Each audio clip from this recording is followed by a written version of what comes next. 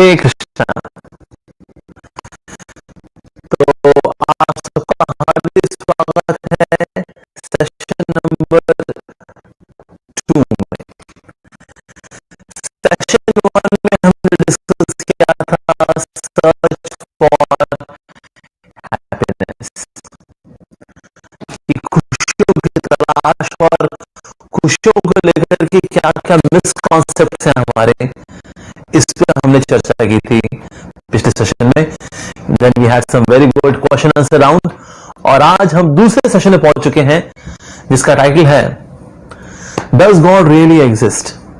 क्या भगवान वाकई में है, या सिर्फ एक विश्वास की बात है, श्रद्धा की बात है, मान लो तो है, नहीं मानो तो नहीं है। और कई बार लोग मानते भी हैं लेकिन कुछ हो जाता है तो मानना छोड़ देते हैं, या कुछ लोग नहीं मानते थे, कुछ हो जाता है तो मानना शुरू कर देते हैं। तो दैट केस जो फेथ है ये बड़ा ड्विंडलिंग रहता है, आयाराम गायराम जैसा फेथ रहता है ये। तो वाकई में क्या मतलब ये भगवान है नहीं है, श्रद्धा की बात है, ऐसा है, या फैक्चुअली है। जैसे यूएसए है, कोई ये नहीं बोल सकता कि ना यूएसए वेल देखिए श्रद्धा की बात है, मान लो तो है, नहीं मानो तो नहीं। नहीं सर, नहीं मानते then you are in ignorance. USA है तो क्या जिस तरह से यूएसए है, यहाँ पे कोई वस्तु है जो कि एविडेंटली प्रस्तुत है वो एग्जिस्टेंस में है, तो क्या भगवान भी वाकई में इसी तरह से एविडेंटली उपस्थित है, अपनी एग्जिस्टेंस में है, अस्तित्व में है? तो ये आज सवाल है जिसको कि आज हम उत्तर देने का प्रयास करेंगे। एक समय एक गांव में एक स्वामी जी थे, वो आए तो गांव वालों ने कहा अरे स्वामी जी आए हैं तो स्वामी जी का हमें स्वागत करना चाहिए, उनसे कुछ ना कुछ सुनना चाहिए। तो स्वामी जी को बुलाया, स्वामी जी आए और स्वामी जी से कहा कि आप कुछ बोले ना जी, हम सुनेंगे जी। तो स्वामी जी ने कहा कि अच्छा आप में से कौन कौन है जो कि भगवान में विश्वास करता है? तो समझे हाथ खड़े करिए, करते विश्वास करते। तो स्वामी जी ने कहा ठीक है, क्योंकि आप सभी भगवान में विश्वास करते तो मैं भला आपको क्या बताऊंगा, आप सब जानते हैं भगवान के बारे में, चलता हूं। फिर स्वामी जी चले गए। गाँव ने कहा अरे क्या हुआ यार, स्वामी जी कोई बोले नहीं, अगली बार ना कोई हाथ नहीं खड़ा करना। स्वामी जी को फिर से इन्वाइट किया गया, स्वामी जी फिर से आए। स्वामी जी ने पूछा अच्छा ठीक है भाई, में से कौन कौन है जो भगवान में विश्वास करता है कि भगवान है? तो किसी ने हाथ नहीं खड़ा किया। तो स्वामी जी ने कहा क्योंकि आप सब नास्तिक हैं तो मैं भला आपको क्या बताऊंगा, मैं चलता हूं। वो फिर चले गए। वो गाँव वालों ने कहा अरे भाई हाथ खड़ा करे ना करे, माने या ना माने, स्वामी जी कुछ बोलते नहीं। तो फिर उन्होंने प्लान बनाया कि ठीक है ऐसा करते, थोड़ा ऐसा रखेंगे 50% लोग हाथ खड़ा करेंगे, 50% लोग हाथ खड़ा नहीं करेंगे, ताकि थोड़ा नॉर्मल लगना चाहिए ना, ये कुछ लोगों को विश्वास है कुछ लोगों को विश्वास नहीं, दैट लुक्स मोर नॉर्मल। तो स्वामी जी को तीसरी बार फिर से बुलाया गया। तो तीसरी बार जब आए स्वामी जी उनसे, उन्होंने फिर से पूछा अच्छा आप में से कौन कौन है जो कि भगवान में विश्वास करता है? तो इस तरह के लोगों ने हाथ खड़े कर दिए, इस तरह के लोगों ने हाथ खड़े नहीं किए। तो स्वामी जी ने कहा ठीक है, जिनका भगवान में विश्वास है वो उन लोगों को एजुकेट कर लें, जिनका भगवान में विश्वास नहीं है, मैं चलता हूं। वैसे चले गए। तो गांव वालों ने बुलाया, उनको कहा स्वामी जी आपको हम आमंत्रित करते हैं लेकिन आप कोई जवाब देते नहीं है, आप कुछ बोलते नहीं है, ऐसा क्यों? तो स्वामी जी ने कहा क्योंकि मैं जानता हूं कि आप लोगों का जो फेथ है ना बड़ा हिला डुला फेथ है। मैं सिर्फ आप लोगों को सिखाना चाहता था कि लाइफ में किसी भी इवेंट को लेकर हम डिसाइड नहीं कर सकते कि भगवान है या नहीं है।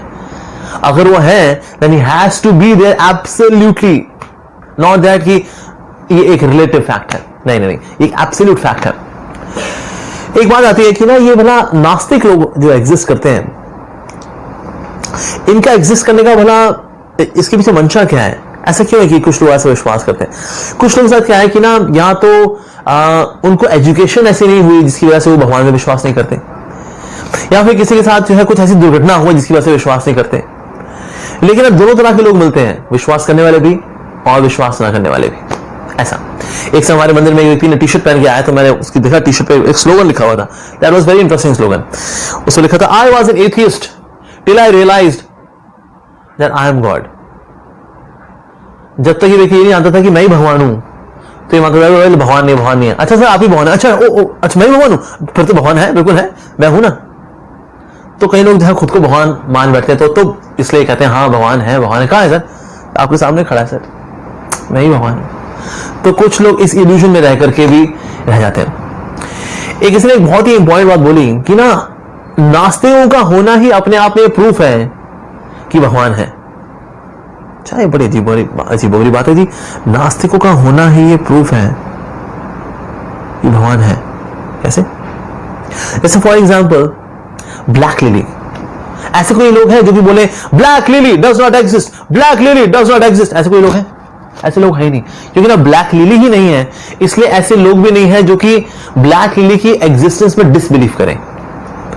लेकिन क्योंकि भगवान है, इसलिए ऐसे लोग भी हैं जो कि उनकी एग्जिस्टेंस में डिसबिलीव करते हैं। तो इस तरह से नास्तिकों का होना ही अपने आप में बताता है कि वास्तव में भगवान है। जैसे कि डाइपोल जब होता है, फिजिक्स में पढ़ते हैं डाइपोल, अगर एक जगह बहुत नेगेटिव चार्ज इकट्ठा हो रखा है, इसका मतलब ये पॉजिटिव चार्ज इकट्ठा हुआ होगा यहां पर, तभी तो इसका एक निगेशन, जो नेगेटिव पार्ट है, वो एग्जिस्ट करता है। So God must exist and that's why there are people who disbelieve in his existence.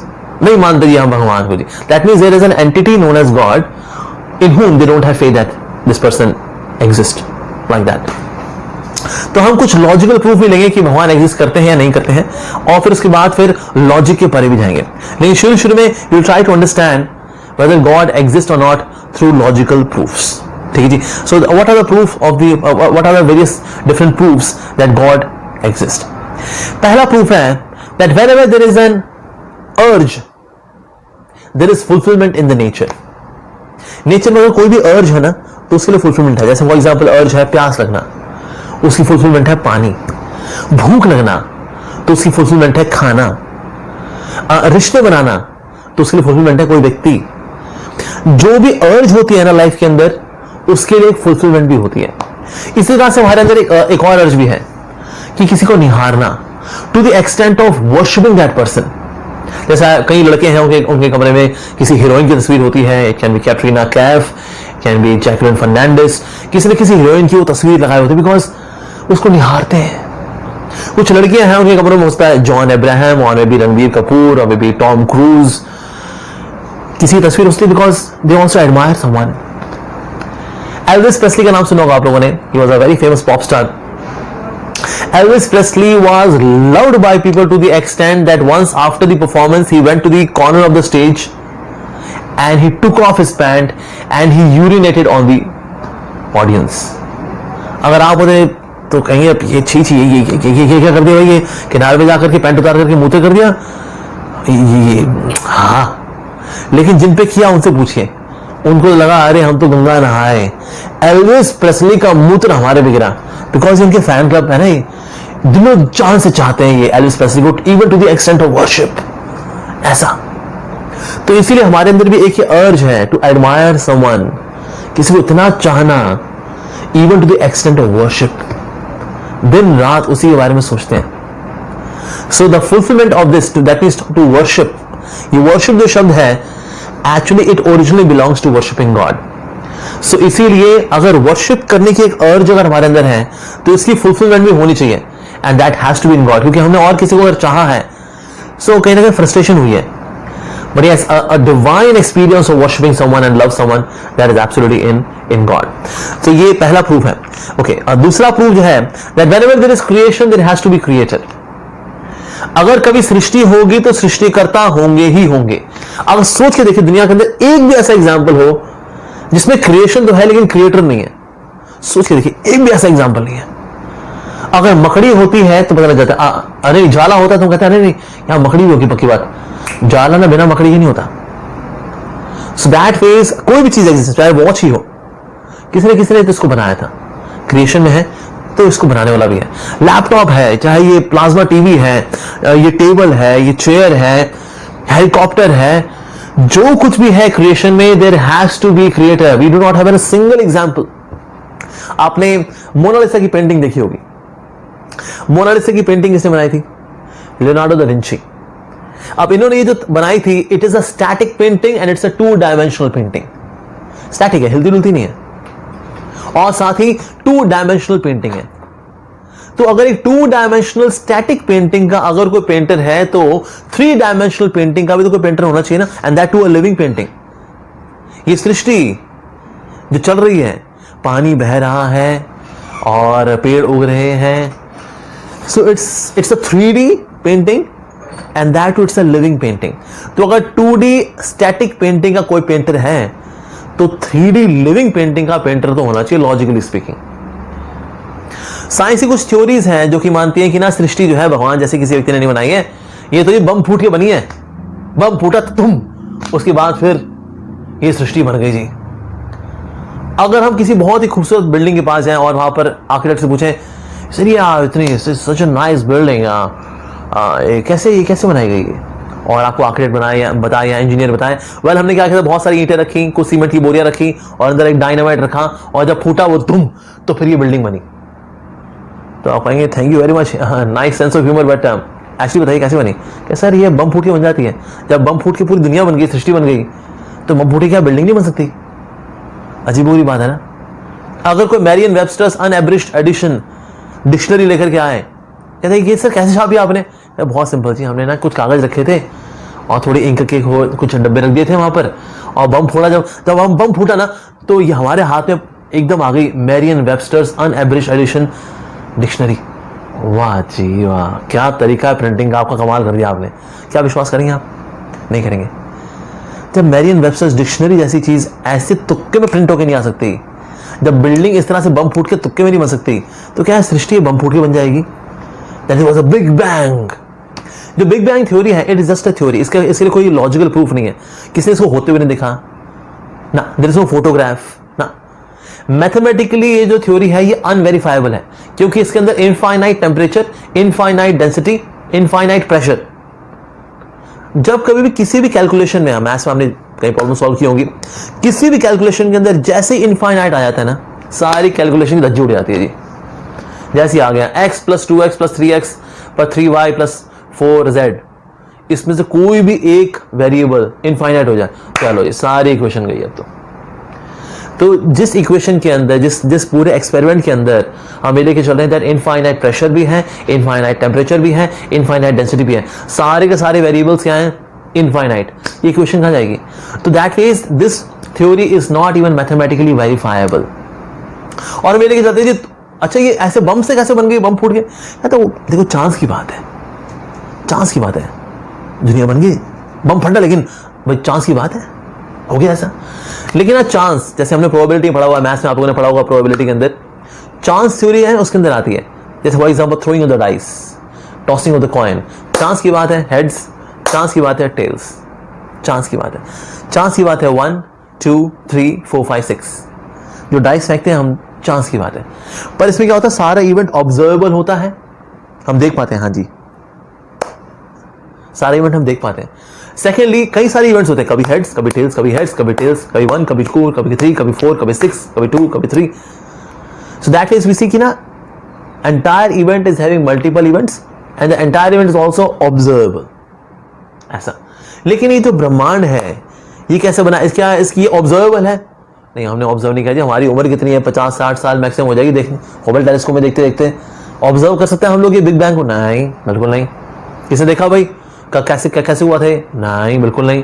क्या मल्टीपल इवेंट्स हो इसके अंदर? हमने बहुत सारे ब्रह्मांड देखे हो, इनमें से एक ब्रह्मांड में सृष्टि हो गई, दूसरे में बम फटा था लेकिन ना सृष्टि हुई नहीं, ऐसा क्या? नहीं, ऐसा भी नहीं है। तो मल्टीपल इवेंट्स भी नहीं है इसके अंदर और ये सारा ऑब्जर्वेबल भी नहीं है।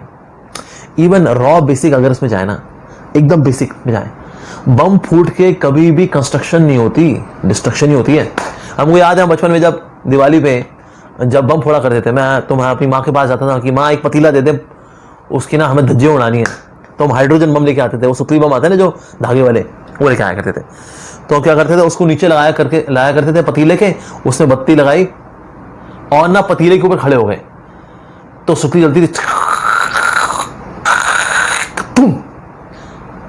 तुम होता, तो फिर क्या होता, पतीला हल्का सा फटता था, अगली बार और इस तरह से 20 बम फोड़ने के बाद ना पतीला जो था वो थाली बन जाता था।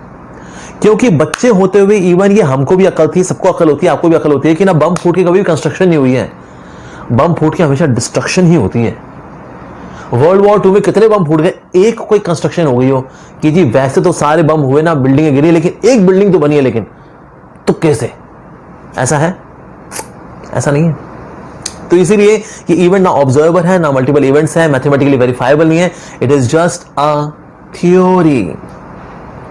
दूसरी एक और थ्योरी जो हमने सुनी हुई है वो है Charles Darwin theory of evolution, कि पहले जो है सिंगल सेलुलर एंटिटीज थे, उसके बाद वो मल्टी सेलुलर हुए, उसके बाद एक प्राइमोर्डियल सॉल्यूशन में क्या हुआ, एक समय बिजली गिरी तो फिर उसके बाद क्या हुआ, धीरे धीरे करके जीवन पनपना शुरू हुआ, पनपते क्या हुआ, फिर एक्वाटिक एनिमल से फिर मैमल्स आए, उसके बाद फिर मंकीज आए, मंकीज के बाद फिर बीच के कुछ और लिविंग एंटिटीज आए लाइक निएंडरथल, रामपिथेकस, ये क्रो-मैग्नन, ये बीच के कुछ आए, और फिर धीरे धीरे हमारी कमर पहले ऐसी थी, फिर ऐसे हुई, फिर ऐसे हुई, फिर ऐसे हुई, फिर ऐसे हुई।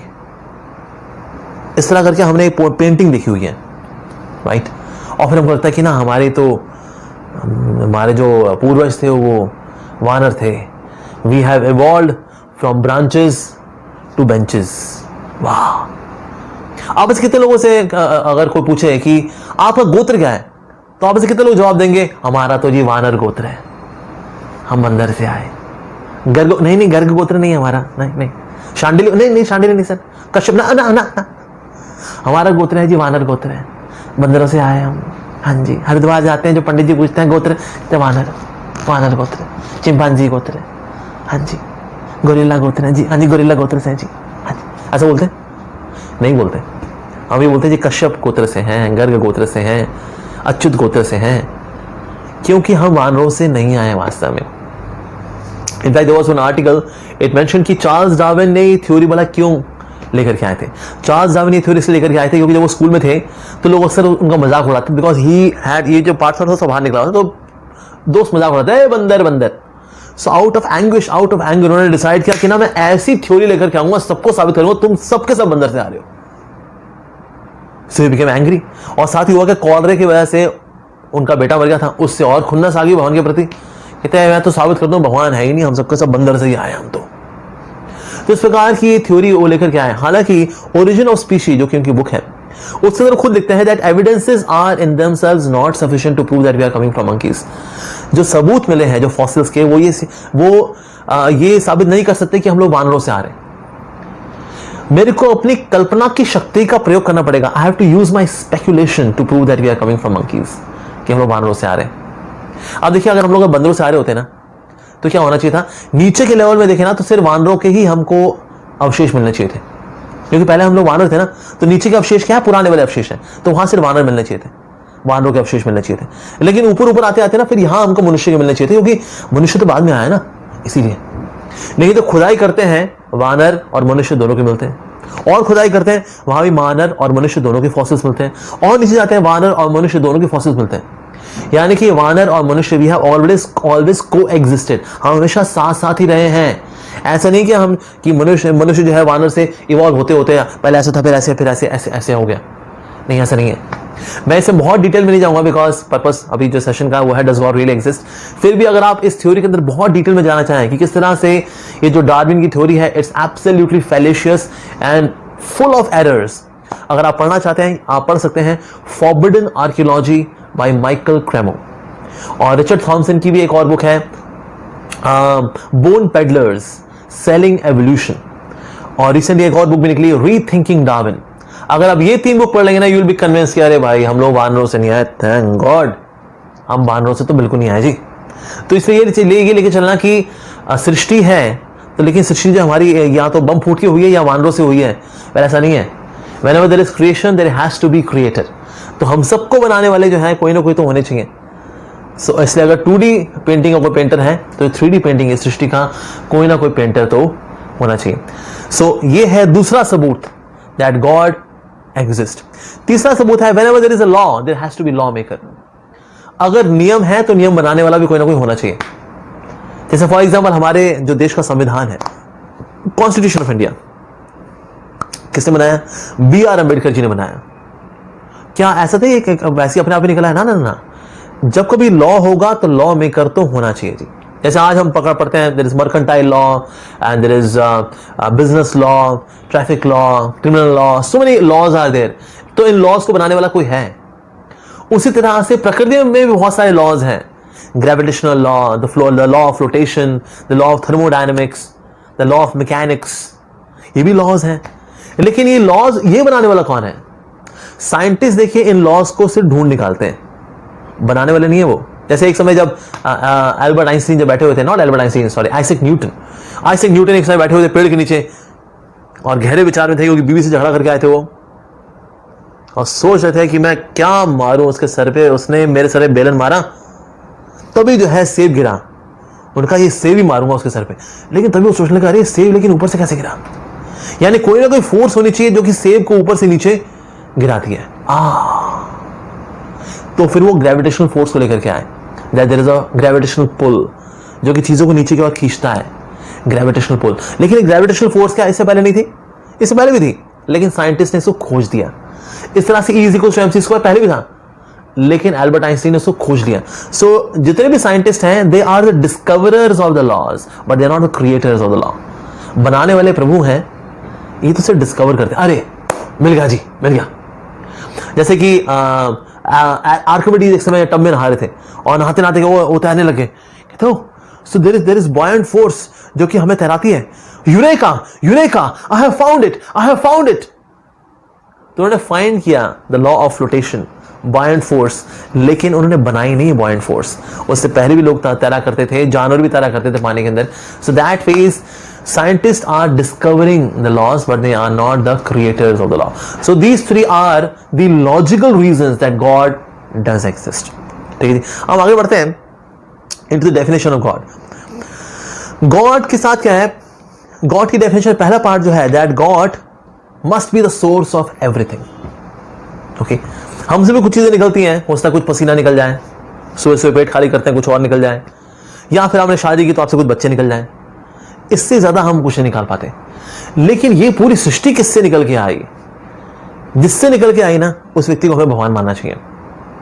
एक हम बचपन में एक पहेली बोला करते थे, पहले मुर्गी आई या अंडा? मुर्गी अंडा नहीं, अंडे से ना मुर्गी निकली, नहीं मुर्गी से अंडा निकला, नहीं अंडे ने पहले मुर्गी, नहीं अंडे से मुर्गी ने अंडा दिया होगा, नहीं मुर्गी कहां से आई? अंडे से। अंडा कहां से आया? मुर्गी से। मुर्गी कहां से आई? अंडे से। तो ये दोनों कहां से आए? तो कभी कभी वैसे हम मजाक में ये सवाल पूछते हैं, लेकिन ना एक्चुअली साइंटिस्ट के लिए आज भी ये पहेली है कि पहले कौन आया, मुर्गी आई या अंडा। एक्चुअली अगर कोई बोले पहले बंटी से बबली आया, बबली से बंटी आई, वैसे ना बबली ना बंटी से, ना बंटी से बबली, दोनों माँ बाप से आए। अगर पेरेंट्स को पिक्चर में ले आते ना, पिक्चर क्लियर हो जाती है।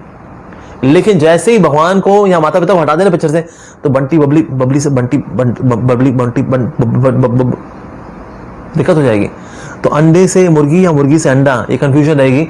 लेकिन जैसे ही भगवान को पिक्चर में लाते हैं, अरे दोनों ही भगवान से आए, clear. So he must be the source of everything, and because he is source of everything, and that's why he must be able to control everything.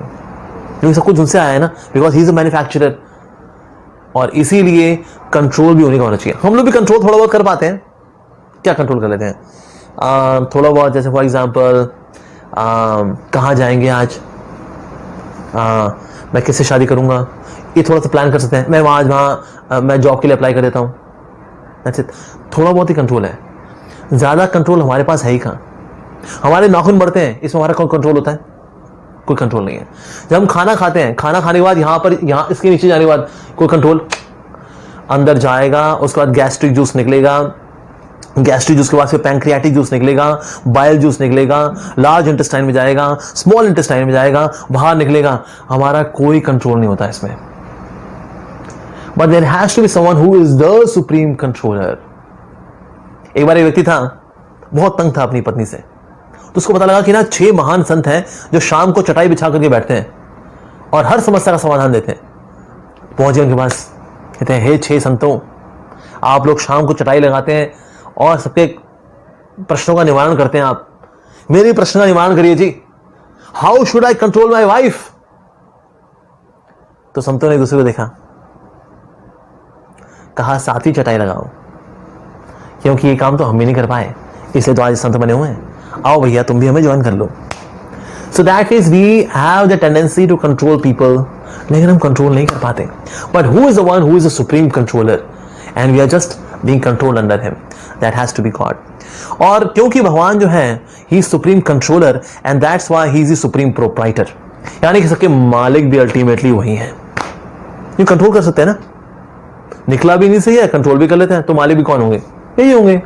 The supreme proprietor is also God. एक समय अकबर ने पूछा अपने मंत्रियों से, ऐसी क्या चीज है जो कि मैं कर सकता हूं लेकिन भगवान नहीं कर सकते, अल्लाह नहीं कर सकते? तुमने कहा यार ये तो उल्टा सवाल हो गया। अगर सवाल ये होता ऐसी क्या चीज है जो प्रभु कर सकते हैं, अल्लाह कर सकते हैं, लेकिन मैं नहीं कर सकता, फिर मुझसे बहुत सारी चीजें आ जाती हैं। लेकिन सवाल यहां पर उल्टा है, ऐसा क्या है जो मैं कर सकता हूं लेकिन प्रभु नहीं कर सकते, अल्लाह नहीं कर सकते? पता नहीं। तो बीरबल ने कहा जहां पर ना एक ऐसी चीज है जो कि ना आप कर सकते हैं लेकिन प्रभु नहीं कर सकते। क्या बताओ बीरबल कैसी क्या चीज है? तो बीरबल ने कहा कि अगर कोई आपका कहना ना माने तो आप उसको अपने साम्राज्य से निकाल सकते हैं। यार कहना नहीं माना तू, दफा हो यहां से, निकाल दिया जी उसको। लेकिन प्रभु किसी को अपनी सृष्टि से निकाल नहीं सकते, क्योंकि जहां निकालेंगे वो भी उन्हीं की सृष्टि है। तो ऐसी कोई जगह है ही नहीं जो कि उनकी सृष्टि में नहीं आती है, because he is the supreme proprietor. ऐसा, and because he is the supreme proprietor and that's why he is the supreme enjoyer. भाई मालिक है ना, सो ही कैन एंजॉय। मालिक भी यही है, नियंता भी यही है, बनाने वाले भी यही है, and that's why he is the supreme enjoyer. अक्सर ये जो एंजॉय वाला एस्पेक्ट है ना, ये हाईलाइट नहीं किया जाता ज्यादातर धर्मों के अंदर। क्यों? क्योंकि जैसे ही पता लगता है ना कि भगवान इज एंजॉयर तो ईर्ष्या आती, कहते हैं अरे यार ये कैसे एंजॉयर, ये एंजॉयर तो हम भी एंजॉयर। तो इसलिए ज्यादातर धर्मों के बीच में, धर्मों में ये बात आती है दैट गॉड इज एंजॉयर। वहां ही आता है अरे आप भी जाओगे ना जो हेवन में, तो वहां पर फिर वो नूरों के साथ आप लोग मजा करना, God is not enjoyer, you are enjoyer.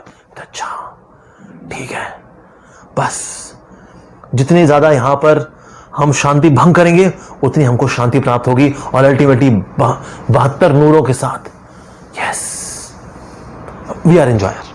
अरे तो इसलिए ज्यादातर धर्म ये बता रहे होते हैं कि आप एंजॉयर है जी, अरे प्रभु एंजॉय थोड़ी ना है। जैसे ये आ जाए अरे प्रभु एंजॉयर है, you are not the enjoyer, you are meant to be enjoyed. ऐसे कैसे? स्वीकार नहीं करते, ईर्ष्या आ जाती है। पर यह सनातन धर्म के अंदर इस बात को बड़ी खूबसूरती से हाईलाइट किया गया है that God is the enjoyer. अच्छा तो फिर हम लोग भला क्या है? If he is enjoyer, we are meant to be enjoyed in his enjoyment, and when the enjoyed is ready to be enjoyed in the enjoyment of the enjoyer, then the enjoyed enjoys more than the enjoyer. तो यानी प्रभु की सेवा में जब हम युक्त हो जाते हैं, so then we enjoy more than him being enjoyed in his service by him. ऐसा। तो इसलिए जो भगवान का धाम है, it's a very very pleasant place because God is enjoyed and everyone is just contributing to him in his enjoyment in a transcendental way, sublime way में, spiritual way में, ऐसा। So this is the definition of God. तो कोई भी व्यक्ति अगर बोले मैं भगवान हूं देखिए, तो सर हम कहेंगे सर क्या सब कुछ आपसे निकला है? आपसे निकला सब कुछ? ऐसा सब कुछ तो नहीं निकला, बस ना सुबह सुबह बस पेट खाली किया था वही निकला है बस, और थोड़ा पसीना निकल जाता है। Okay. Second part, are you the supreme controller? No. Are you supreme proprietor? No. Are you supreme enjoyer? No. No. No. So anyone who claims to be God, he has to pass these 4 tests, that he is all of them. Then somebody can claim to be God. और साथ ही उसका नाम जो है, खैर कहाँ आना चाहिए उसके बारे में हम चर्चा करेंगे, but this is the definition of God. Now how to acquire knowledge? So there are 3 ways to acquire knowledge. First one is known as प्रत्यक्ष प्रमाण, यानी कि जो दिखता है उस पर विश्वास करो, जिसको हम इंद्रियों से ग्रहण कर सकते हैं ना उस पर विश्वास करेंगे, जो इंद्रियों के परे वो नहीं मानेंगे जिसको। क्या आपने भगवान को देखा है? नहीं देखा ना, तो उसका मतलब नहीं है भगवान। जो चीज दिखती है उस पर विश्वास करना चाहिए, जो चीज नहीं दिखती ना जी उस पर विश्वास नहीं करना चाहिए। सिंपल सी बात है, भगवान नहीं दिखते ना। कोई वीडियो देखा आपने यूट्यूब में? नहीं। कोई फ्रेंड्स रिक्वेस्ट आई उनकी फेसबुक में? नहीं। तो इसका मतलब देखो भगवान वगैरह नहीं है, कुछ नहीं। क्या ऐसा क्या कि जो चीज दिखे उस पर विश्वास करो और जो चीज ना दिखे उस पर विश्वास ना करो? अच्छा हवा दिखती है? नहीं दिखती, लेकिन है, बिल्कुल है। अच्छा मन दिखता है? मन, लोग मन की शांति के लिए मंदिर आते हैं। मन नहीं। ईगो, ईगो देखी हमने कभी? नहीं। कैसी होती है? Conical, cylindrical, cubical, cuboidal? नहीं। ये ईगो होती है? अरे क्यों नहीं होती? कुछ लोग तो सर से लगे पाँव तो बने ईगो गए और क्या। अच्छा ईगो होती है? बिल्कुल होती है, 100%। देखिए ना, नहीं देखी। ग्रेविटेशन फोर्स देखिए, इसका इंपैक्ट देखा है हमने, लेकिन इसको नहीं देखा हमने कि कोई हमें पकड़ करके नीचे खींच रहा हो, ये हमने नहीं देखा।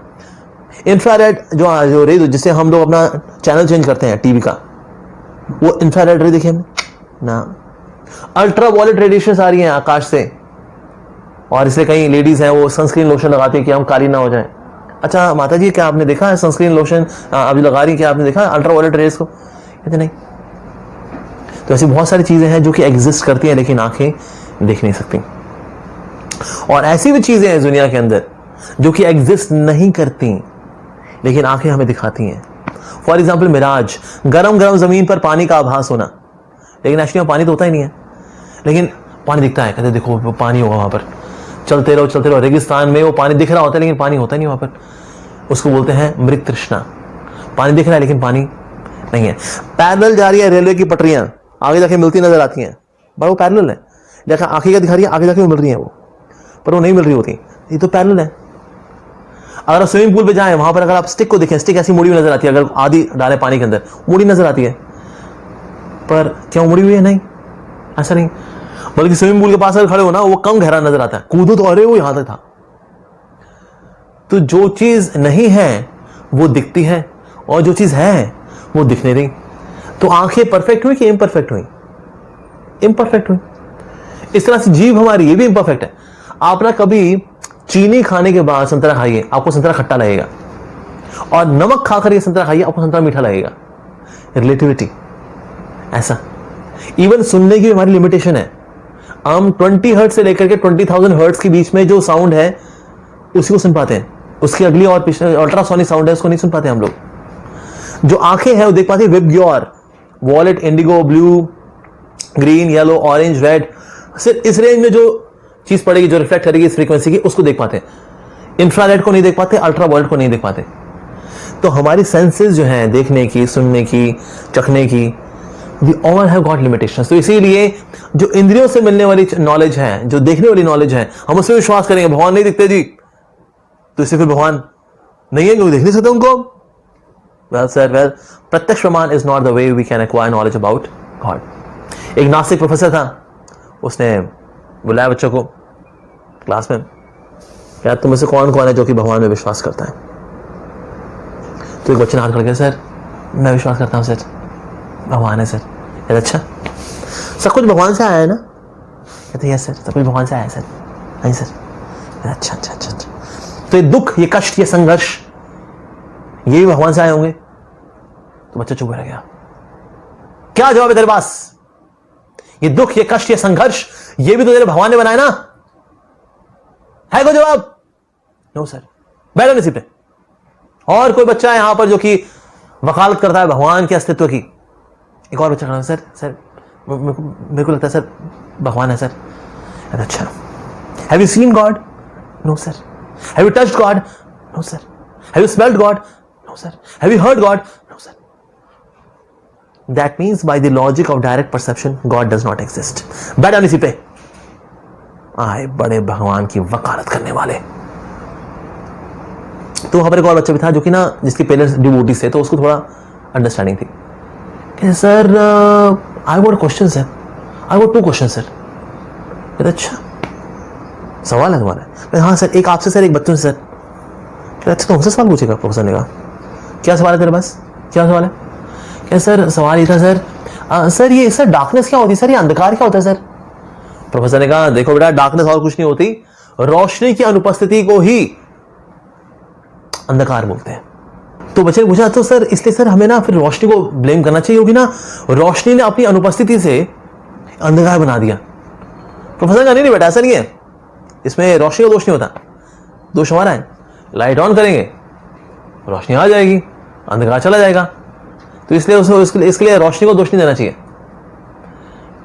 तो बच्चे ने कहा सर सिमिलरली ना सर, ये जो दुख, ये कष्ट, ये संघर्ष और कुछ नहीं है, ये भगवान की अनुपस्थिति है। जब भगवान की अनुपस्थिति होती है तो अपने आप वहां संघर्ष आ जाता है, डिप्रेशन आ जाता है, टेंशन आ जाती है। That's it sir. पर इसके लिए हम भगवान को दोष नहीं करेंगे, दोषी नहीं ठहराएंगे सर, दोष हमारा होता है। When we choose absence of God then we automatically choose evil. जब हम भगवान की अनुपस्थिति को चुनते हैं तो स्वाभाविक रूप से अपने आप ही चुन लेते हैं दुख को, कष्ट को, संघर्ष को। इसलिए कभी जो लोग जो कि बहुत दुखी रहते हैं, डिप्रेशन में रहते हैं, ये क्या हो गया जी हमारे साथ, क्या स्यापे हो गई लाइफ में हमारे, जो लोग ये सोचते हैं असल में उनको सोचना चाहिए कहीं ना कहीं मैं भगवान से दूर हूं शायद। जैसे चिंगारी जब आग के पास रहती है तो जगमगाती है, आग से दूर चली जाती है ना, बुझ जाती है। तो हम भी अगर बुझे हैं अगर, तो कहीं ना कहीं मुझे अपने आप से पूछना चाहिए कहीं मैं भगवान से दूर तो नहीं हूं। तो बच्चे ने कहा sir if evil exist but evil is coming from God, yes but it is nothing but the absence of God, and when we choose absence of God we automatically choose evil. जब हम भगवान को नहीं चुन रहे तो automatically हम दुख को, कष्ट को, संघर्ष को, इसको स्वाभाविक रूप से चुन लेते हैं। फिर बच्चे ने कहा sir second question from the children. कहते हाँ पूछो। कहते बच्चों आप में से किस किस ने प्रोफेसर के दिमाग को देखा है? Nobody. Who has seen the brain of professor? Nobody. Who has touched the brain of professor? Nobody. Who has smelt the brain of professor? Nobody. Who has heard the brain of professor? Nobody. That means by the logic of direct perception, the brain of the professor does not exist. तो भाई जिस व्यक्ति का दिमाग ही नहीं है उसको इतना सीरियसली काहे को लेना भाई? The point is that कि अगर हम प्रत्यक्ष प्रमाण को लेकर चलेंगे अगर, then certainly we'll be disappointed in acquiring knowledge about God. दूसरा एक और तरीका है जिससे कि हम लोग ज्ञान प्राप्त करते हैं और वो है अनुमान प्रमाण, यानी कि अनुमान लगाना। देख तो नहीं पा रहे लेकिन अनुमान लगाया, बैठे बैठे जो है दिमाग के घोड़े दौड़ाए, मन के घोड़े दौड़ाए और फिर सोचा कि ना that's a way to get knowledge। पर क्या अनुमान लगा करके क्या भगवान को जान सकते हैं? नहीं। जैसे फॉर एग्जाम्पल हम अनुमान लगाते हैं जैसे कि अगर मैं यहां बैठा हूं और बाहर आवाज ऐसी आए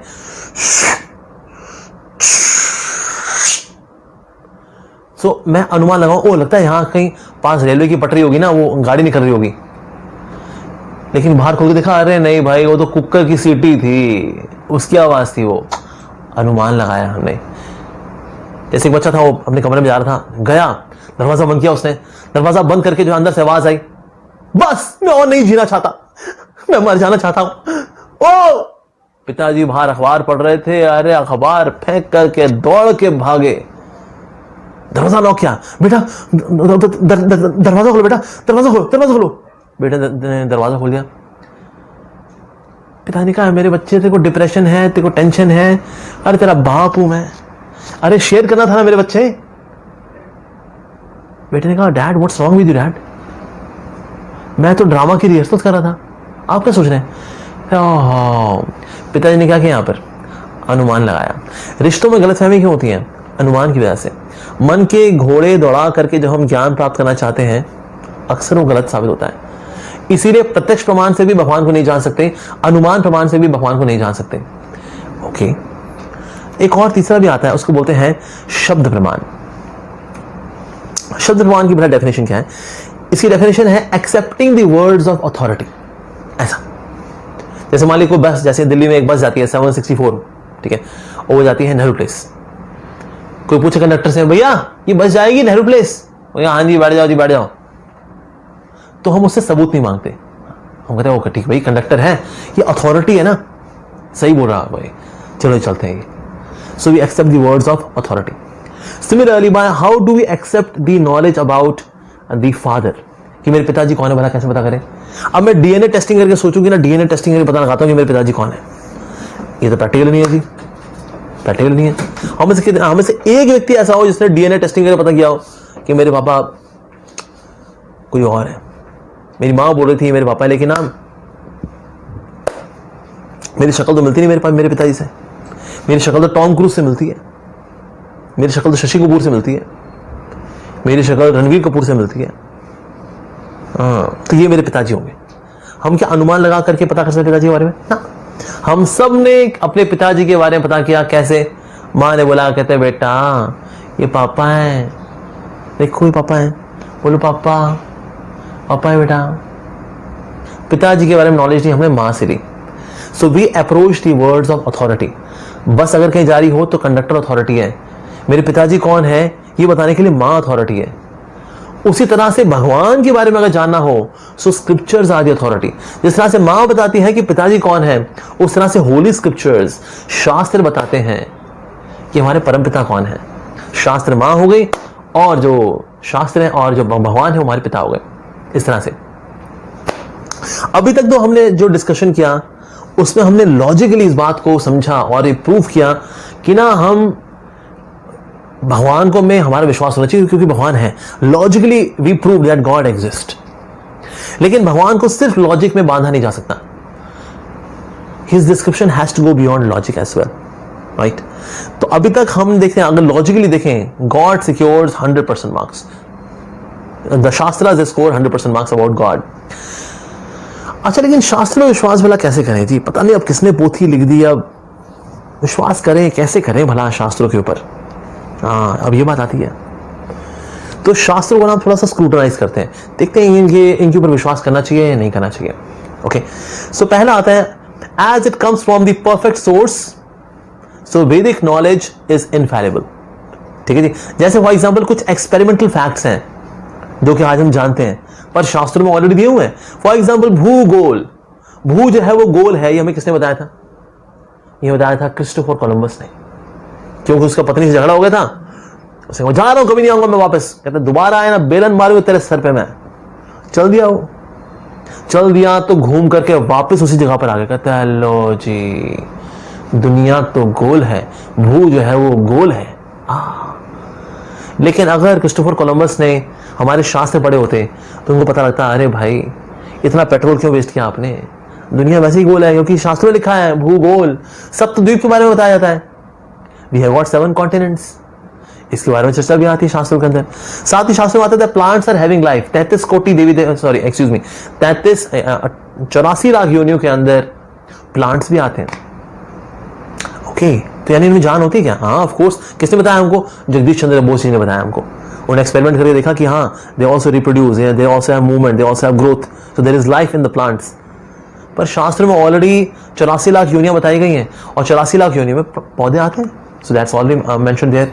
साथ ही ह्यूमन एम्ब्रियोलॉजी के बारे में, यानी मां की कोख में बच्चा किस महीने में उसके कौन से अंग निकलते हैं, किस महीने में हाथ निकलते हैं, किस महीने पांव निकलते हैं, किस महीने उसके नैन नक्श आते हैं, ये डिस्क्रिप्शन जो मॉडर्न एम्ब्रियोलॉजी का, it exactly matches the embryological description of the development of the foetus in the womb of the woman in Shrimad Bhagavatam 3rd canto में। Same to same description, scientific description about embryology, and it matches the details which are given in the modern science currently. इसके अलावा वैदिक mathematics भी है। हमने कई लोगों ने उद्भव त्रियक जैसे कई सारे मैथमेटिकल सूत्र हैं फास्ट कैलकुलेशन के लिए। Shakuntala Devi even wrote a book on it. Vedic mathematics. Ayurveda, Ayurveda is also part of Veda. तो बोले Vedic, well Vedas are mythology, that means Ayurveda is also mythology. Sir कितनी चीजों का इलाज तो आयुर्वेद में ही है और कहीं है ही नहीं।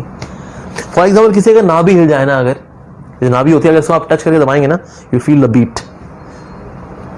और वो बीट फील नहीं हो रही, इसकी मतलब आपकी नाभि जो है हिली हुई है। और नाभि हिल जाती है ना, या तो कॉन्स्टिपेशन रहती है या लूज मोशन रहते हैं, और ना शरीर में ताकत नहीं रहती, बंदा ढीला ढाला रहता है। जाएंगे डॉक्टर के पास, डॉक्टर बोलेगा अरे कोई बात नहीं, सो रिवाइटल खिलाई है, सलमान खान ने उसकी ऐड की थी, कोई बात नहीं, खाओ रिवाइटल, जियो जी भर के। जब तो उसने रिवाइटल खाया, तगड़ा रिवाइटल बंद किया, फिर फुस। कहते हैं अरे भाई क्या चक्कर है भाई, कितने रिवाइटल खिलाए, 10 किलो खा चुका है सर। जब तक किसी नाभि सेट नहीं कराएंगे, नाभि सेट, ये नाभि सेट कराना क्या होता है? तो एलोपैथी में और बाकी जो ब्रांचेस ऑफ जो मेडिकल साइंसेज हैं उसमें नाभि का कॉन्सेप्ट है नहीं। नाभि भी होती है और साथ में यहाँ पर जो हमारी हड्डी होती है कौड़ी भी होती है। ये जो प्लेट है, this is the central part of the body, जिससे सारी नर्व सारी बॉडी में जा रही होती है। ये अगर डिस्प्लेस हो जाए अपनी जगह से तो ना व्यक्ति की जीवन की शक्ति कम हो जाती है। लेकिन इसको सेट कराना ये किसमें आता है? आयुर्वेद में आता है। So many diseases there which are there which are subtly they can be taken care of in Ayurveda. So Ayurveda is proper, it's a proper branch of medical science. तो ये है, but that is also part of the Veda. इस तरह से कई सारी चीजें हैं, धनुर्वेद है, in fact architectural sciences in detail they are given in Atharvaveda, detail में। Even SPS school of planning and architecture में पढ़ाया जाता है वो। तो ये सब देखे ना, modern scientific facts and discoveries ये मैच करते हैं हमारे शास्त्रों से। तो in terms of scientific inventions and discoveries and findings, scriptures score 10/10. इसके अलावा predictions, some of the astonishing predictions which are being done, for example appearance of Sri Chaitanya Mahaprabhu, appearance of Lord Buddha, appearance of Chanakya Pandit, appearance of Chandragupta Maurya, King Ashoka, even Prophet Muhammad as well as Jesus Christ, they are also predicted in the holy scriptures कि कब आएंगे, ये क्या क्या करेंगे, कहाँ कहाँ पर कौन सा धर्म शुरू करेंगे, इतने समय में शुरू करेंगे, everything is given। और ये सब के सब पर्सनालिटीज आए हैं, चाहे Shri Krishna Chaitanya Mahaprabhu who appeared 525 years ago, या Lord Buddha who appeared 2500 years ago, all of them have appeared and that is prediction point of view से भी देखा जाए, सो शास्त्रा दे स्कोर 10/10। अब एक और सबूत कि भाई शास्त्र में जो है हमारे कलयुग के बारे में क्या लिखा हुआ जिसमें हम लोग रह रहे हैं। It mentions that following would diminish day by day, जैसे जैसे समय बीतेगा अब जो चीज ये निम्नलिखित चीजें जो है वो कम होती जाएंगी। अच्छा, पहला क्या है? This comes from Shrimad Bhagavatam 12th canto. वहां पर डिस्क्रिप्शन आता है कि ना कलयुग में क्या क्या चीजें कम होंगी। पहली चीज है धर्म। धर्म जो है धीरे धीरे करके वो कम होगा। जैसे सतयुग में ना जब लोग थे तो इतने सात्विक थे कि जो भी कमाते थे उसको उछालते थे, तो जो झोले में गिरता था वो हमारा, जो बाहर गिरा वो प्रभु का। त्रेता युग आया, अब उन्होंने कहा कि जब झोली कम पड़ती है तो सर्कल बनाना शुरू किया। सर्कल बनाते थे, उछालते थे, जो सर्कल के अंदर गिरा वो हमारा, जो सर्कल के बाहर गिरा वो प्रभु का। उसके बाद द्वापर युग आया। द्वापर युग में लोगों ने कहा जी अब ये सर्कल क्या बनाना, लाइन खींचते हैं, जो लाइन के इस तरफ गिरा वो हमारा, जो लाइन के उस तरफ गिरा वो प्रभु का, और हम यहां से फेंकेंगे। द्वापर युग। कलयुग आया। कलयुग में लोगों ने सोचा रे क्या ये बनाना लाइन और सर्कल वगैरह, प्रभु जो रखना है रख ले, जो गिरा हमारा। इस प्रकार से हम देखते हैं धर्म के अंदर हानि होती है, धर्म जो है वो नीचे की ओर जाता है। जैसे कोई धार्मिक अगर कोई व्यक्ति जो होगा उसके बारे में निंदा आलोचना तुरंत आ जाएगी।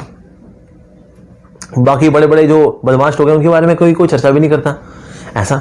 सो religiosity will come down and that is happening in Kalyug. दूसरी चीज है जो कि कम होगी वो है ट्रुथफुलनेस। सच्चाई भी कम होगी। इवन माता पिता तो बच्चों को ट्रेनिंग देते हैं, बेटा जाओ बोल के आओ पापा घर पे नहीं है प्रैक्टिकल ट्रेनिंग, झूठ कैसे बोलते हैं। ट्रुथफुलनेस की भी धज्जियां उड़ेंगी कलयुग के अंदर। ट्रुथफुलनेस का झंडा लेके कौन निकला है कलयुग के अंदर? मीडिया। आइए सच को उजागर करेगा हमारा चैनल, आपके लिए बने रहिए ब्रेक के बाद। लेकिन सबसे ज्यादा सच की धज्जियां उड़ाता है media. So truthfulness is also going down in कलयुग। एक और चीज है जो कम हो रही है कलयुग में वो है क्लीननेस, साफ सफाई। कलयुग में लोग नहाते ही नहीं है। सर्दियों में तो रिकॉर्ड बनाते हैं कितने दिन बिना नहाए रहेंगे, ऐसा नहाते ही नहीं। अब टिश्यू पेपर कल्चर आ गया, खाना खाएंगे उसके बाद हाथ भी नहीं धोएंगे। आजकल खूब धो रहे हैं कोरोना वायरस के चक्कर में, लेकिन वैसे हाथ नहीं धोएंगे। Give me tissue, I have no issue with tissue, give me more tissue tissue. अरे सर हाथ पानी से धो लीजिए, क्या हो रहा है, कम ऑन, हाथ साफ तो है हमारे। पहले लोग क्या करते थे, खाना घर में खाते थे, पेट साफ करने के लिए बाहर जाया करते थे।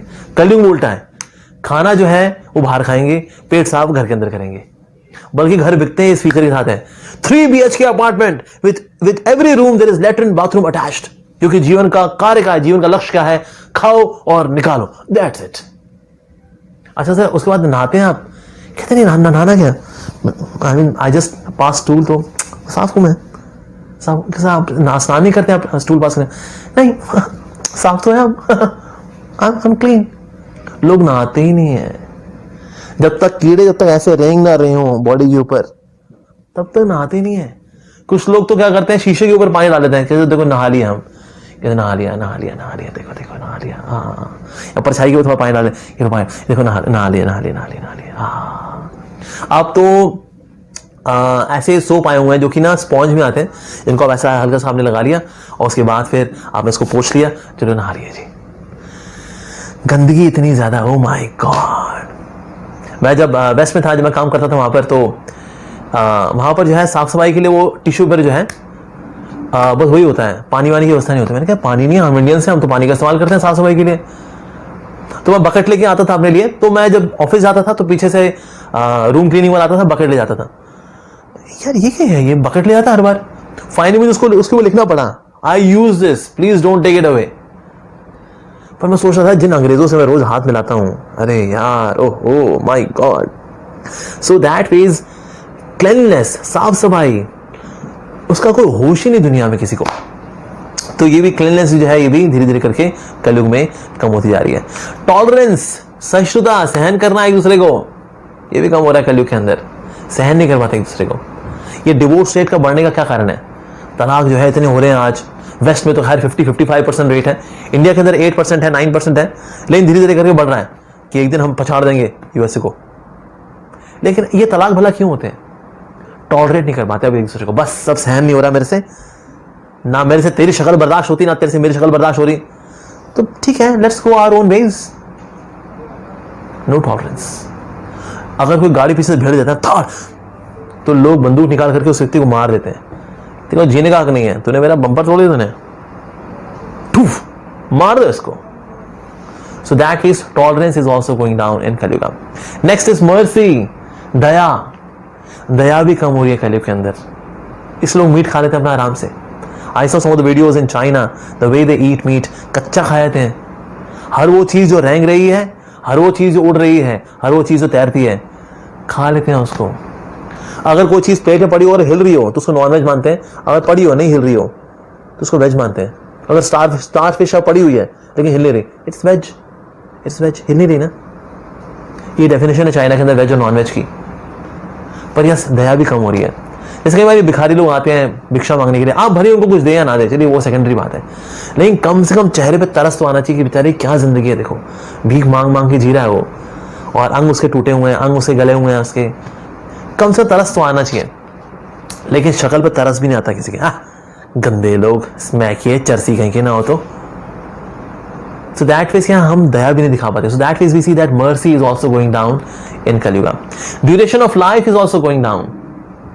उम्र जो है वो भी कम होती जा रही है। जब हमें आज़ादी मिली थी ना, उस वक्त भी लोग 80-90 साल आराम से जी जाया करते थे, 100 साल ऐसे जी जाया करते थे।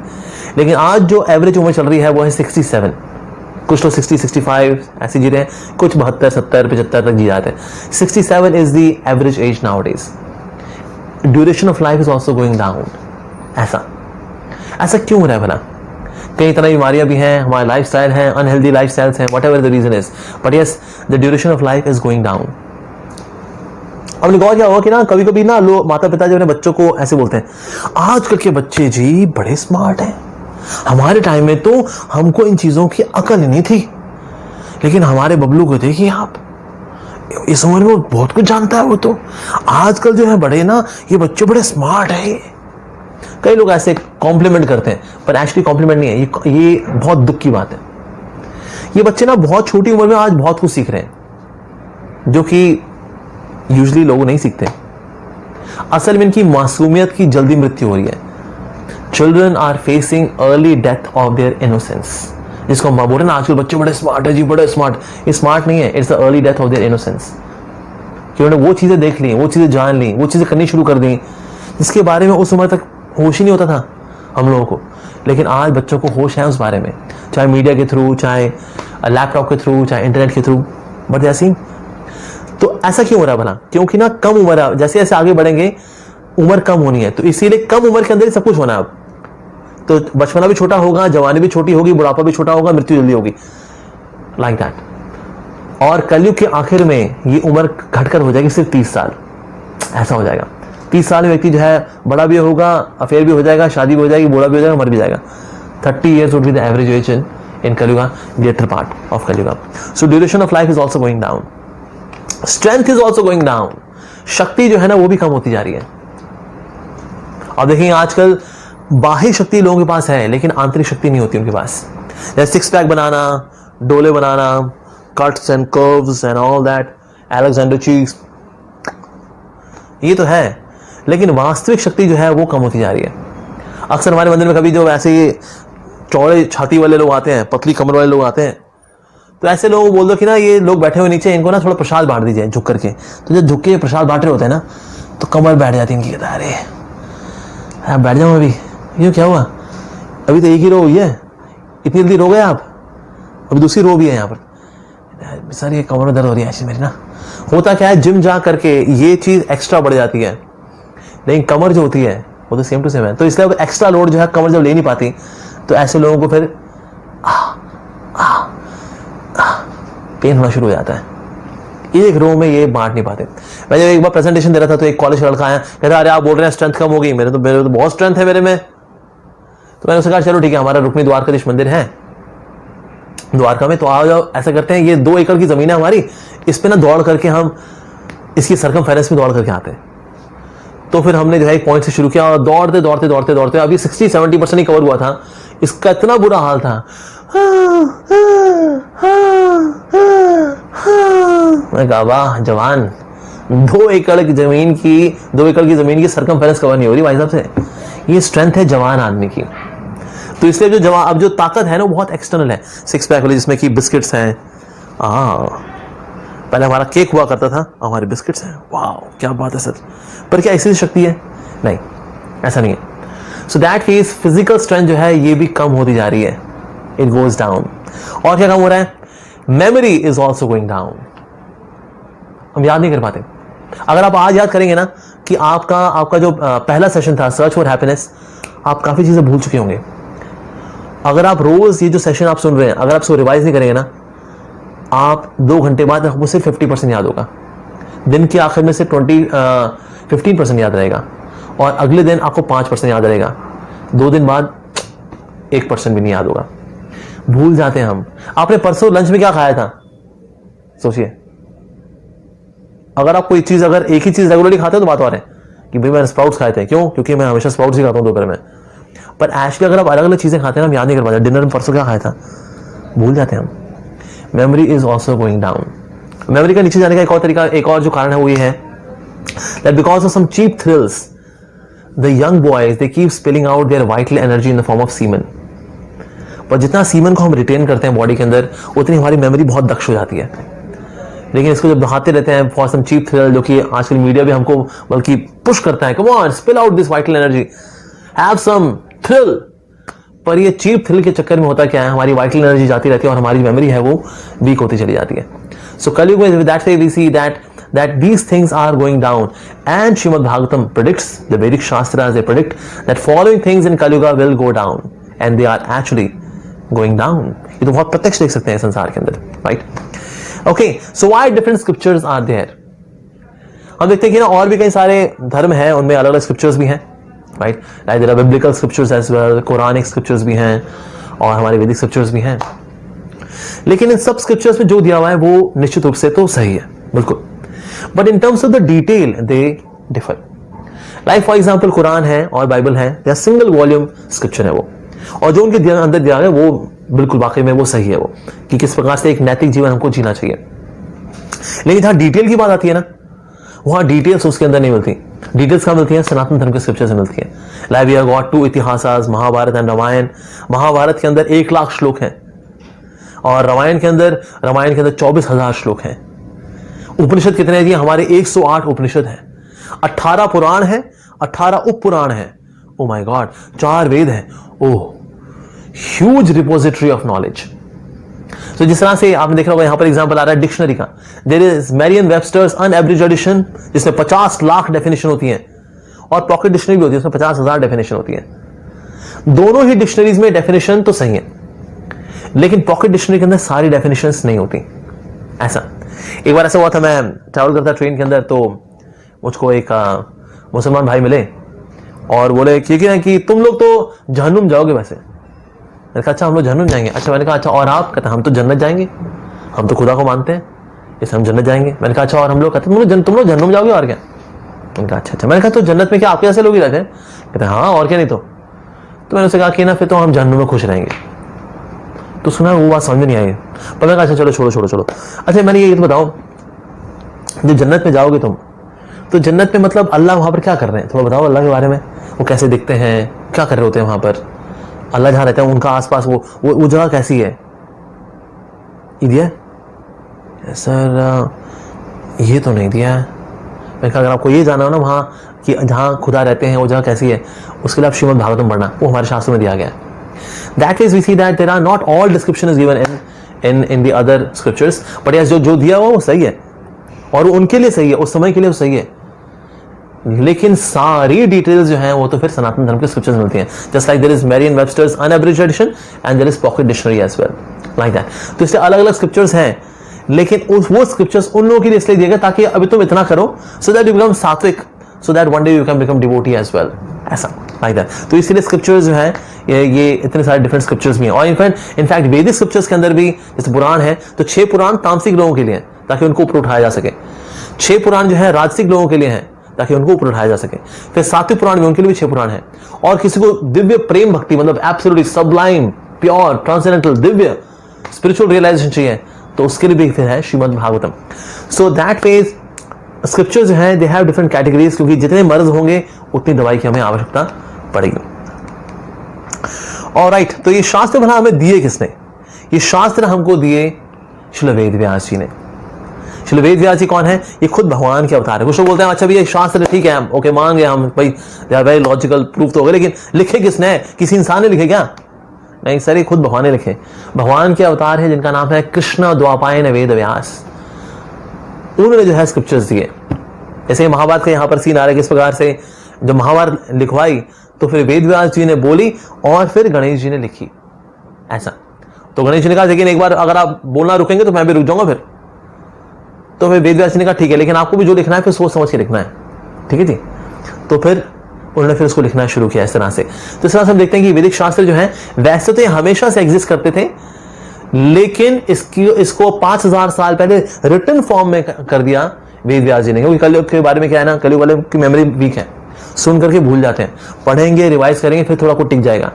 तो इसलिए 5000 साल पहले फिर इनको रिटन फॉर्म में दिया गया। लेकिन उससे पहले कैसे थे ये? Sound vibration. गुरु ने शिष्य को दिया, शिष्य ने अपने शिष्य को दिया, शिष्य ने अपने शिष्य को दिया, continuous it is going on and on and on and on. तो फाइनली फिर वेद व्यास जी ने फिर इसको रिटन फॉर्म में दे दिया। ओके, अब कलयुग है आ रहा है, तो कलयुग में क्या है, वीक मेमोरी वाले लोग आएंगे, ये सब याद नहीं कर पाएंगे, पढ़ेंगे तो थोड़ा रिवाइज करके याद कर लेंगे। So that is then he gave in written form. So scriptures are not from any mundane man. इसलिए शास्त्र बोलते हैं अपौरुष है। That means they are not by any kind of पुरुष of this world. ना अपौरुष है, परे हैं, भगवान की वाणी है वास्तव में। So that ways the scriptures are coming from God himself as sound vibration, and God and his incarnation as Krishna Dwapayana Veda Vyas has also given in the written form these shastras. Okay, now the last slide of the session is that कि भगवान की बड़ा definition क्या है? भगवान की definition है भगवान, जैसे विद्यावान मतलब जिसके पास विद्या है, धनवान मतलब जिसके पास धन है, भगवान मतलब जिसके पास भग है, भग मतलब ऐश्वर्य। तो कौन कौन से ऐसे ऐश्वर्य हैं जो कि भगवान में होते हैं? पहला है ब्यूटी, दूसरा है वेल्थ, तीसरा है स्ट्रेंथ, चौथा है नॉलेज, पांचवा है फेम या यश, और छठा है रिनंसिएशन यानी कि वैराग्य। ये 6 के 6 जिसके अंदर पूरी तरह से उपस्थित रहते हैं completely, and that too forever, ऐसे व्यक्ति को हम भगवान मानेंगे। अब देखिए ये 6 में से ना कुछ एक आध हमारे अंदर भी होता है, and that too in minuscule form, and that too for some time. जैसे फॉर एग्जाम्पल कैटरीना कैफ, उसके पास ऑपुलेंस है सुंदरता का, लेकिन कुछ समय के लिए 20-25 साल के लिए, मैक्सिमम 40 साल के लिए, उसके बाद फिर झुर्रियां भी आएंगी, कमर भी झुकेगी। So not forever and not infinitely beautiful. She is beautiful but not infinitely beautiful. ऐसा कोई व्यक्ति बहुत शक्तिशाली हो सकता है, खाली WWF, लेकिन ये स्ट्रेंथ है, लेकिन वो ब्यूटीफुल नहीं है, वो धनवान नहीं है, राइट? थोड़ा बहुत धन तो उसके पास है लेकिन इतना नहीं। से बिल गेट्स है, उसके बहुत धन है उसके पास, लेकिन इतना सुंदर नहीं है, ठीक ठाक है। सो दैट वे जिसके पास ये सब के सब हो, इनफाइनाइटली हो, and that too forever हो, ऐसे व्यक्ति को हम भगवान स्वीकार करेंगे। आप देखिए जिसके पास में अगर कोई एक भी अगर होता है, फॉर एग्जाम्पल कोई सिर्फ सुंदर है टू सम एक्सटेंट, वो कितना आकर्षक होता है। कोई सुंदर व्यक्ति यहाँ पर आ जाए तो सब देख लेता है, अरे देखो जी बड़ा सोना मुंडा है जी, बड़ी सोनी कुड़ी है जी। सुंदर व्यक्ति आकर्षित होता है, राइट? और वह आकर्षित करता है लोगों के, आकर्षक होता है और लोगों को आकर्षित करता है अपनी ओर। इसी तरह से अगर कोई व्यक्ति के पास धन होता है, वो व्यक्ति भी आकर्षक होता है, बड़ा पैसे वाला आदमी है जी, नमस्ते जी, ठीक है जी, आप जी पैसे वाला आदमी है। अगर कोई व्यक्ति बहुत शक्तिशाली होता है, that person is also attractive, body shoddy है उसकी अट्रैक्टिव है भाई। विशेष रूप से जो कुछ लड़कियां होती हैं उनको दिखते हो भाई ताकतवर आदमी, वो very hunky man, hunky and हल्की। शक्तिशाली लोग भी आकर्षित करते हैं लोगों को। साथ ही अगर कोई व्यक्ति बहुत नॉलेजेबल होता है, बड़ा ज्ञानी होता है, तो लोग हैरान होते हैं, अरे भाई बड़ी नॉलेज है बंदे को, इंसाइक्लोपीडिया है वो, चलता फिरता है, हाँ बहुत नॉलेज है उसको। सो नॉलेज हो किसी के पास तो वो भी व्यक्ति भी बड़ा आकर्षक होता है। साथ ही अगर वो बहुत ही फेमस हो तो वो व्यक्ति बड़ा आकर्षक होता है। जैसे मान लीजिए टॉम क्रूज यहाँ पर आ जाए, अगर वेरी फेमस, नरेंद्र मोदी जी आ जाए, very very famous. So famous व्यक्ति अगर आता है तो फेमस व्यक्ति बहुत आकर्षक होता है। साथ ही अगर वो बड़ा वैरागी होता है, रिनंसिएशन, ऐसा व्यक्ति बड़ा आकर्षक होता है। जैसे महात्मा गांधी के लिए एग्जाम्पल है कि Mahatma Gandhi used to be in khadi. उनका वैराग्य कई लोगों को आकर्षित किया करता था। कई ऐसे संत महात्मा होते हैं, बड़े वैरागी होते हैं, कई सालों साल से खाए नहीं है, एकदम पतले दुबले हो रखे हैं, वैरागी हैं बहुत। लोग बहुत मानते हैं, अरे बाबा जी माय गॉड इतने सालों से हमने खाया नहीं। कहते हाँ जी मैं 6 साल हो गए। अरे अरे अरे अरे अरे जय हो। अरे भाई क्या बात है, क्या बात है। कोई व्यक्ति बड़ा वैरागी हो तो वो व्यक्ति बहुत आकर्षक होता है। तो इन 6 ऑपुलेंसेस में से कोई एक भी हो, थोड़ा सा भी, तो वो व्यक्ति आकर्षक हो जाता है। अगर जिसके पास 6 के 6 हो, ठीक है जी, और पूरे इनफाइनाइट हो, and that too forever, ऐसा व्यक्ति कितना आकर्षक होगा। My God, he can be God actually. तो ये व्यक्ति कौन है, इसके बारे में हम चर्चा करेंगे अगले सेशन में। तो इसलिए अगेन डिस्क्रिप्शन में आपको लिंक मिल जाएगा जहां पर आप क्वेश्चन आंसर जो क्विज है उसको अटेम्प्ट कर सकते हैं। जो भी आज हमने डिस्कस किया इसको लेकर के क्विज होगा, तो क्विज भी आप क्विज को भर सकते हैं, भेज सकते हैं, और आपको इनाम आपके घर में भिजवा दिया जाएगा, कुरियर करेंगे हम आपको, सो that is you can attempt the quiz. Okay, और साथ ही आपके जो क्वेश्चंस हैं वो भी हमको आप नीचे डिस्क्रिप्शन लिंक दिया हुआ है, वहां पर अपने क्वेश्चंस दे सकते हैं, तो हम उन क्वेश्चंस को लेंगे इस तरह से। तो session and question answer, session and question answer. तो आज का सेकंड सेशन था जिसमें हमने डिस्कस किया डज गॉड रियली एग्जिस्ट, क्या भगवान वाकई में है। तो उसके लिए हमने डिस्कस किया there are logical proofs that God exist. For every urge there is fulfilment in nature. Whenever there is creation, there has to be creator. Whenever there are laws, there has to be lawmaker. तो इसीलिए इस तरह से साबित होता है that yes, there should be God, logically speaking. फिर God की मैं definition Lee that he is the supreme creator, the supreme controller, the supreme proprietor, and the supreme enjoyer. उसके बाद हमने डिस्कस किया कि ज्ञान अर्जित करने के 3 तरीके हैं। प्रत्यक्ष प्रमाण यानी कि जो इंद्रियों से ज्ञान लिया जाता है वो, दूसरा अनुमान प्रमाण यानी कि मन के घोड़े दौड़ा करके, मस्तिष्क के घोड़े दौड़ा करके जो ज्ञान मिलता है वो, और तीसरा था शब्द प्रमाण। हमने ये डिस्कस किया कि पहले 2 जो तरीके हैं उनसे हम भगवान के बारे में नहीं जान सकते, लेकिन जो तीसरा है ना शब्द प्रमाण, accepting the words of authority, इसके थ्रू भगवान को जाना जा सकता है। और इसके लिए अथॉरिटी कौन? स्क्रिप्चर्स। फिर हम इस पे स्क्रिप्चर्स पे विश्वास करें या ना करें, पता नहीं किसने पोथी लिख दियो, हम कैसे विश्वास करें जी। फिर हमने स्क्रूटनाइज किया साइंटिफिकली कि क्या हमें शास्त्रों पे विश्वास करना चाहिए। तो साइंटिफिक डिस्कवरीज में 10/10 भूगोल हो, या फिर सप्तद्वीप हो, या फिर पेड़ पौधों में जान हो, या फिर इम्ब्रियोलॉजी हो, या फिर आयुर्वेद हो, इन सब में तो 10/10। प्रिडिक्शंस के मामले में चैतन्य महाप्रभु हो, महात्मा बुद्ध हो, चंद्रगुप्त मौर्य हो, अशोका हो, जीसस क्राइस्ट हो, इन सब की प्रिडिक्शंस दी गई है शास्त्रों में, उसमें भी 10/10। कलयुग में क्या क्या नीचे जाएगा जी, उसके बारे में भी 10/10। वाह जी वाह, जो हमारे आसपास चल रहा है उसको तो हम देख रहे हैं। इस मामले में तो स्क्रिप्चर्स ने 10/10 पूरे मार्क्स हासिल किए हैं। हाँ, ओह। फिर हम उसके बाद डिस्कशन में आया कि इतने सारे शास्त्र हैं, दूसरे धर्मों के शास्त्र भी हैं, कैसे समझे। पर ये शास्त्र जो है हमको एक मिनी डिक्शनरी के रूप में भगवान के बारे में कुछ बताते हैं, काफी कुछ बताते हैं। लेकिन अगर आपको पूरी फुल ऑन डिटेल अगर चाहिए तो सनातन धर्म जो शास्त्र हैं they are very very detail. तो इस प्रकार से हमने इसको जाना, और साथ ये भी जाना कि शास्त्र भला किसने दिए, ये भगवान की वाणी है, इसको लिखित रूप में किसने दिया, वेद व्यास जी ने, जिनका पूरा नाम है कृष्ण द्वापायन वेद व्यास, और उन्होंने ये शास्त्र जो है हमको दिए। हमने इस पे चर्चा की, और फाइनली हमने चर्चा की कि भगवान की डेफिनेशन क्या होती है जी।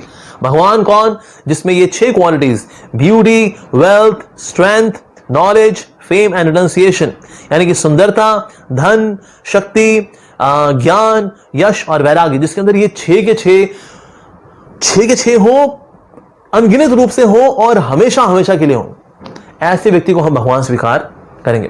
तो अगला सेशन होगा, उसमें होगा तो भला ऐसा कौन है, अगर ये डेफिनेशन है अगर आपकी कि जिसमें ये 6 के 6 क्वालिटीज हो, अगर वो भगवान है तो ऐसा बंदा है कौन भाई जो कि ये डेफिनेशन पार कर जाए। सो हु इज गॉड, अगला सेशन वो रहेगा, भगवान कौन है भला। लॉजिकली साइंटिफिकली हम लोग इस बात को समझेंगे कि भला भगवान कौन है। Alright, thank you very much for your attention. आपने ध्यानपूर्वक इस सेशन को सुना, और अगर आपके फिर भी अगर कोई डाउट्स हैं कि भगवान की एग्जिस्टेंस को लेकर के, you can please post in your questions and we will answer that. Thank you very much for your listening. Hare Krishna.